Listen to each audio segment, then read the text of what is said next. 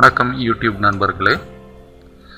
தற்பொழுது நாம் பார்க்க போவது சகல ஐஸ்வர்யங்களும் பெருக என்ன செய்ய வேண்டும்.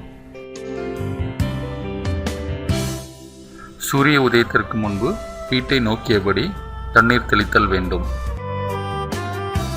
அதிகாலையில் கோலமிடும் பொழுது மகாலட்சுமி வர வேண்டும் என்று ஸ்லோகங்களை சொல்லிக்கொண்டு கோலமிடுதல் வேண்டும்.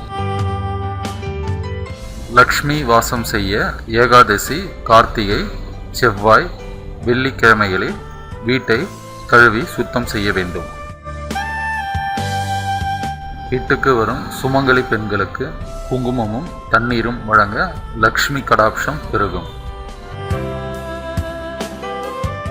செல்வ செழிப்பு உண்டாக செந்தாமரை மலரை வைத்து பூஜித்தல் நல்லது.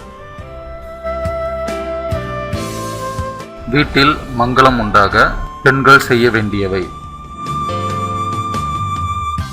பெண்கள் பின்தூங்கி முன்னெழுதல் வேண்டும். அதிகாலையில் எண்ணெய் குளியல் கூடாது.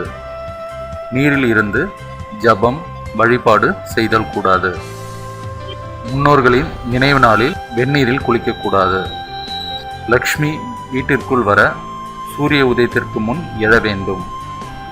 இரவில் பால், தயிர், சுண்ணாம்பு இவைகளை வாங்கவும் கூடாது, கொடுக்கவும் கூடாது. திருமணம் ஆன பெண்கள் கணவன் எழுந்திருக்கும் முன்பாக எழுந்து நீராடி விடுதல் வேண்டும். கணவனை மிஞ்சி எதுவும் இல்லை என்று நினைவூட்டவே மிஞ்சி போடுகிறோம் என்பதை நினைவில் வைத்துக் கொள்ள வேண்டும். மோதிர விரலால் குங்குமம் இடுதல் வேண்டும்.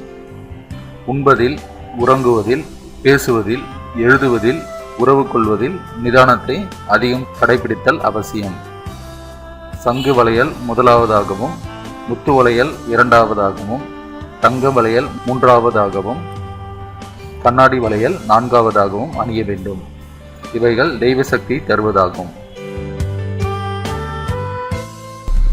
மேலும் இது போன்ற ஆன்மீக செய்திகள் அறிய வீடியோவில் கீழ் இருக்கும் சப்ஸ்கிரைப் பட்டனை அழுத்தவும். நன்றி, வணக்கம்.